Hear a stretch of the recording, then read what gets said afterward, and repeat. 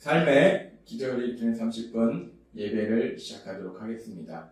하나님께서 오늘 우리에게 주신 말씀은 사도행전 27장 9절에서 20절까지 말씀입니다. 이 말씀 제가 봉독하도록 하겠습니다. 여러 날이 걸려 금식하는 절기가 이미 지났으므로 항해하기가 위태한지라 바울이 그들을 권하여 말하되 여러분이여 내가 보니 이번 항해가 화물과 배만 아니라 우리 생명에도 타격과 많은 손해를 끼치리라 하되 백부장이 선장과 선주의 말을 바울의 말보다 더 믿더라. 그 항구가 겨울을 지내기에 불편하므로 거기서 떠나 아무쪼록 베닉스에 가서 겨울을 지내자 하는 자가 더 많으니 베닉스는 그레데 항구라 한쪽은 서남을 한쪽은 서북을 향하였더라.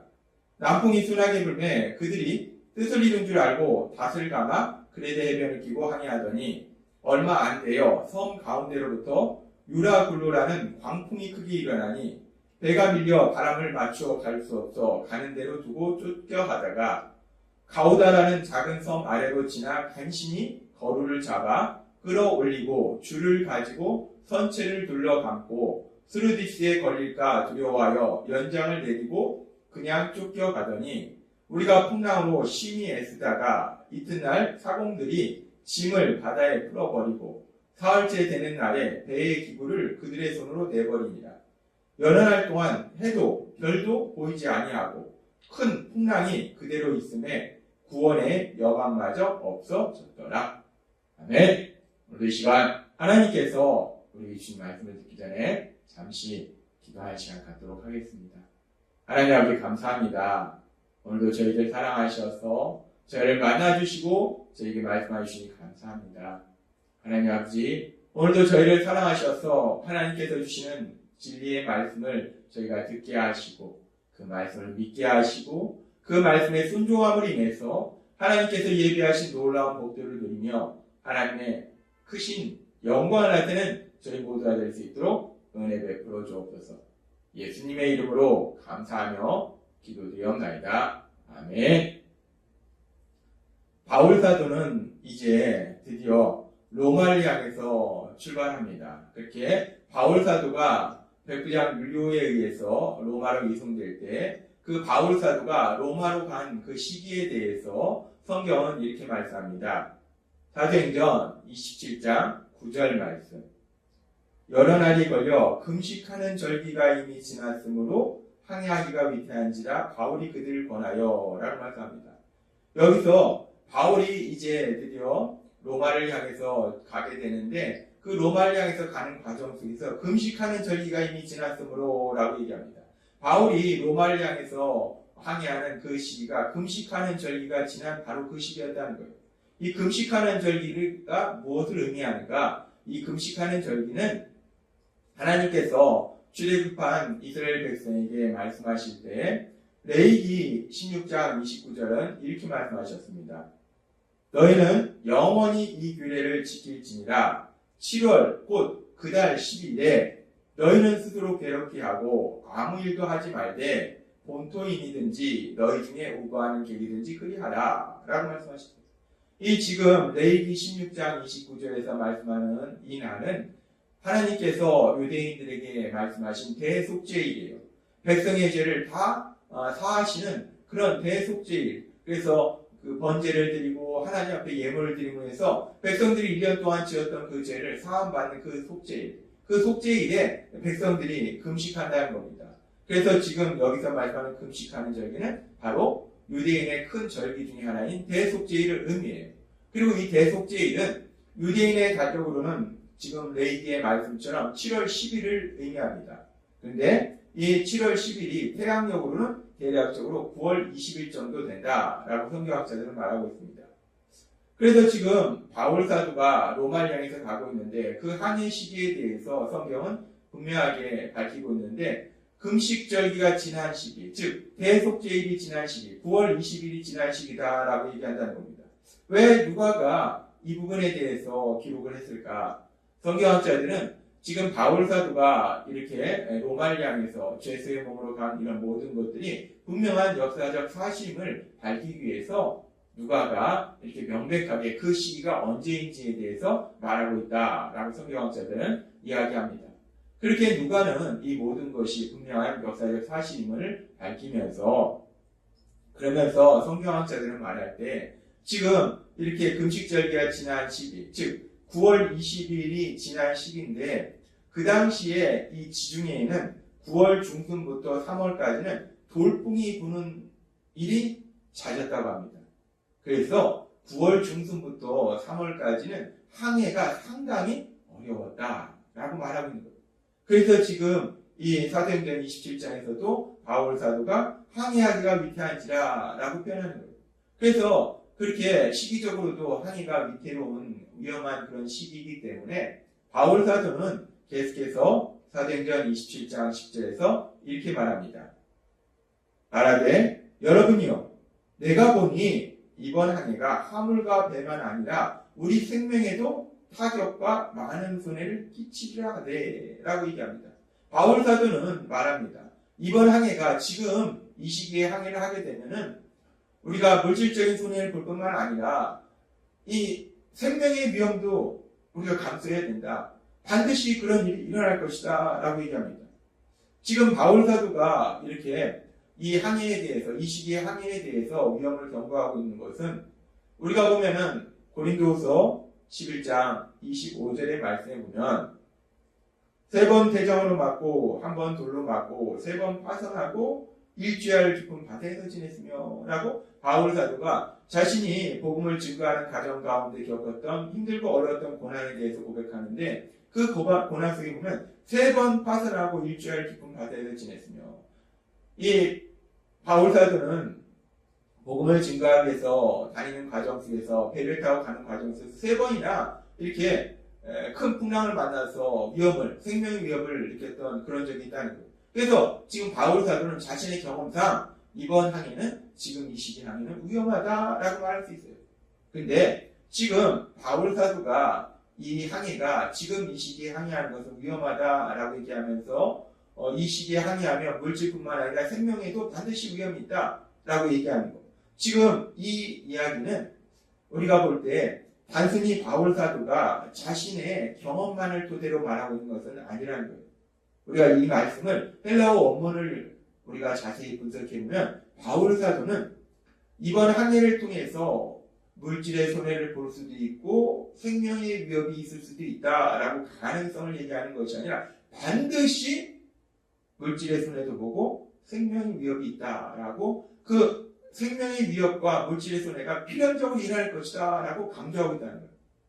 이 바울 사도가 지금 반드시 그런 일이 일어날 것이다 라고 강조한다는 것은 이 헬라어 문법상에서 이 말씀을 우리가 분석했을 때 그렇게 바울 사도가 강조하고 있다는 것은 바울 사도가 단순히 자신의 경험을 통해서 말하는 것이 아니라 바울 사도는 믿음의 사람이고 바울 사도와 함께 하신 성령님께서 바울 사도에게 감동을 주심으로 인해서 바울 사도가 지금 이렇게 말하는 것이다 라고 성경학자들은 생각하고 있습니다. 그렇습니다. 바울 사도는 믿음의 사람이에요. 그래서 무엇을 하든지 하나님 앞에 기도함으로 뜻을 구하는 사람입니다. 따라서 이제 바울 사도가 로마로 가는 이 중요한 항해에 대해서도 바울 사도는 하나님 앞에 기도했을 것이고 그렇게 바울 사도가 기도했을 때 바울 사도와 함께 하신 성령님께서 명백하게 말씀해 주신 거예요. 지금 이 시기에 항해를 하면 반드시 위험이 있다라고 말씀해 주셨기 때문에 바울 사도는 그렇게 성령님의 인도하심에 따라서 하나님이 주신 그 말씀을 사람들한테 전한 거예요. 그런데 그렇게 바울 사도가 성령님의 감동하심에 따라서 하나님이 주신 그 말씀을 그들에게 이야기했는데 그들의 반응이 어떠한가? 사도행전 27장 11절은 이렇게 말씀합니다. 백부장이 선장과 선주의 말을 바울의 말보다 더 믿더라. 바울은 지금 이 시기에 항해하는 것은 위험하다. 반드시 물질도 그렇고 생명에도 위험이 있다. 라고 얘기하면서 지금 이 시기에 항해하지 말라. 라고 거듭거듭 지금 바울은 권면하고 있는데 이 백부장은 선장과 선주의 말을 바울의 말보다 더 믿더라. 우리가 상식적으로 생각했을 때 그럴 수 있습니다. 바울은 육지에서 살았던 사람이고 또 바울은 성경만 연구했던 사람이에요. 근데 선장과 선주는 바다에서 살았고 바다에 많은 경험이 있어요. 그렇기 때문에 선장과 선주의 그 지식과 경험이 이 바울의 말보다 더 신뢰성이 있었을 거예요. 그래서 백부장은 결국 이렇게 바울의 말보다는 지식과 경험을 토대로 얘기하는 선장과 선주의 말을 더 신뢰했다는 거예요. 그리고 또 일부 성경학자들은 이렇게 백부장이 항해를 위험함에도 불구하고 항해를 서두른 이유에 대해서 백부장이 로마에 식량을 수송해야 되는데 그 수송 시기가 늦어지게 되면 로마 정부로부터 질책을 당할 것이 두려워서 위험함에도 불구하고 항해를 강행했다라고 일부 성경학자들은 얘기합니다. 따라서 지금 이 백부장이 바울의 말보다 지금 선장과 선주의 말을 더 믿고 의지하고 항해를 강행한 것은 빨리 로마로 가고자 하는 그 백부장의 마음 안에 있는 그런 욕심과 하나님의 말씀보다는 인간의 지식과 경험을 더 의지하는 그런 세상적인 백부장의 생각으로 인해서 이렇게 백부장은 결국 항해를 강행한다는 겁니다. 그러면서 이렇게 세상적인 지식과 경험을 의지하고 항해를 강행했을 때 그 항해에 대해서 성경은 이렇게 말씀합니다. 사도행전 27장 13절 말씀. 남풍이 순하게 불매 그들이 뜻을 이룬 줄 알고 닷을 감아 그레데 해변을 두고 항해하더니. 바울은 위험하다 얘기했고 선장과 선주는 지금 항해도 괜찮다 라고 얘기해서 그 선장과 선주의 지식과 경험을 토대로 의지하고 항해를 했더니 남풍이 순하게 부는 거예요. 항해가 순조롭게 이루어지는 거예요. 그러니까 이 사람들은 우리 생각이 맞았구나. 역시 선장과 선주의 지식과 경험이 맞았구나 라고 생각했습니다. 그런데 그렇게 배가 순조롭게 항해하는가 했는데 계속되는 말씀인 사도행전 27장 14절은 이렇게 말씀합니다.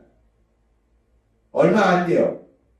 그렇게 순풍에 뒀다는데 그렇게 배가 순항을 했었는데 그런 시기가 얼마 안 됐다는 거예요. 잠깐 그렇게 가다가 섬 가운데로부터 유라굴로라는 광풍이 크게 일어나니 라고 말씀합니다. 갑자기 무서운 풍랑이 일어난다는 거예요. 엄청난 풍랑이 일어난다는 거예요. 그렇게 엄청난 풍랑이 일어남으로 인해서 지금 이 배에 탄 사람들이 어떤 상황에 처하는가 성경은 그 부분에 대해서 이렇게 말씀합니다. 27장 15절부터 배가 밀려 바람을 맞춰 갈 수 없어 가는 대로 두고 쫓겨가다가 배가 자신들이 가고자 하는 방향으로 가는 것이 아니라 그냥 가는 대로 어쩔 수 없이 그냥 간다는 거예요. 가오다는 작은 섬 아래로 지나 간신히 거루를 잡아 끌어올리고 줄을 가지고 선체를 둘러감고 스루디스에 걸릴까 두려워해 연장을 내리고 그냥 쫓겨가더니 우리가 풍랑으로 심히 애쓰다가 사람들이 그 풍랑으로 인해서 가진 노력을 다 하는 거예요. 이튿날 사람들이 짐을 바다에 끌어버리고 자신들의 짐을 다 버리는 거예요. 생명 위협을 느끼니까. 사흘째 되는 날에 배의 기구를 그들의 손으로 다 내버리니라. 지금 물질의 손해가 문제가 아닙니다. 생명을 구해야 되기 때문에 그 안에 실었던 모든 것들을 다 배를 가볍게 하려고 다 바다에 던져버리는 거예요.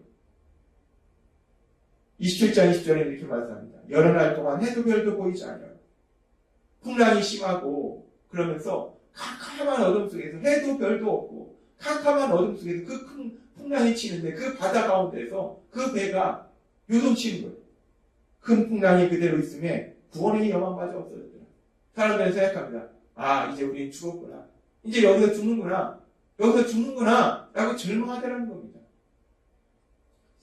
우리는 오늘 말씀을 통해서 바울 사도의 말을 듣지 아니하고 믿지 아니하고 선장과 선주의 말을 들음으로 인해서 항해를 강해하고 그로 인해서 이렇게 큰 풍랑을 만나서 고통받는 사람들의 모습을 봅니다.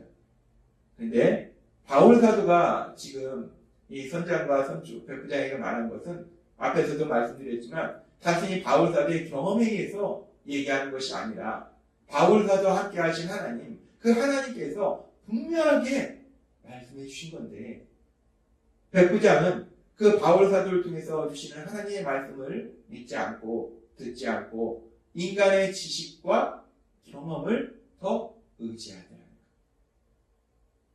하나님의 말씀을 믿지 않고 인간의 지식과 경험을 더 의지하더라. 그렇게 인간의 지식과 경험을 더 의지했을 때 어떤 결과가 나타나는가? 이렇게 지금 큰 풍랑을 만나서 죽음의 위기 속에 빠져들어간다는 거예요. 이제 우리는 죽었구나 라고 절망하게 된다는 거예요. 하나님은 우리에게 말씀하십니다. 잠언 14장 12절 말씀. 어떤 길은 사람의 보기에 바르나 필경은 사망의 길입니다. 그렇습니다. 사람의 생각에는 이것이 좋다라고 생각하지만 그것이 고통과 멸망의 길로 갈 수밖에 없는 그런 경우가 많다는 거예요. 하나님이 거듭 말씀하시지만 우리는 아는 것보다 모르는 것이 더 많다는 거예요. 그렇기 때문에 우리가 좋다라고 생각하는 것이 과연 좋은 것인가? 사실 우리가 인생을 살아보면 그것이 좋은 것이기보다는 우리를 고통과 멸망으로 데려가는 경우가 더 많다는 거예요. 그러니까 하나님은 분명히 말씀하시는 거예요. 사람의 생각에 좋게 보이지만 그것이 멸망의 길로 갈 수 있다라고 말씀한다는 거예요. 그리고 오늘 사도행전의 말씀을 통해서도 우리는 분명히 이 진리에 대해서 알 수 있다는 겁니다. 그래서 하나님은 오늘 사도행전의 이 말씀을 통해서 그리고 잠언의 말씀을 통해서 우리에게 분명히 말씀하실 때 우리가 세상을 살아갈 때 인간의 지식과 경험을 의지하는 것이 아니라 우리를 사랑하신 하나님, 그 하나님의 말씀을 믿고 그 말씀에 순종함으로 인해서 하나님께서 예배하신 그 놀라운 복을 누려라 라고 말씀하신다는 겁니다. 오늘 하나님께서 우리에게 주신 말씀처럼 우리 안에 계신 성령의 인도하심에 따라서 인간의 지식과 경험을 의지하는 것이 아니라 하나님의 말씀, 그 하나님의 말씀을 듣고 그 말씀에 순종함에 인해서 하나님이 예비하신 그 놀라운 복을 누리시는 여러분이 되시길 주님의 이름으로 축원합니다. 기도하겠습니다. 하나님 아버지 감사합니다. 오늘도 주신 말씀처럼 우리가 인간의 지식이나 경험을 의지하는 것이 아니라 우리를 사랑하신 하나님의 말씀을 듣고 믿음으로 인해서 순종함으로 인해서 하나님께서 예비하신 그 놀라운 복을 누리는 저희 모두가 될 수 있도록 은혜 베풀어 주옵소서. 예수님의 이름으로 감사하며 기도드리옵나이다. 아멘. 이 시간도 하나님께서 우리에게 주신 말씀을 묵상하면서 조용히 기도하는 시간 갖도록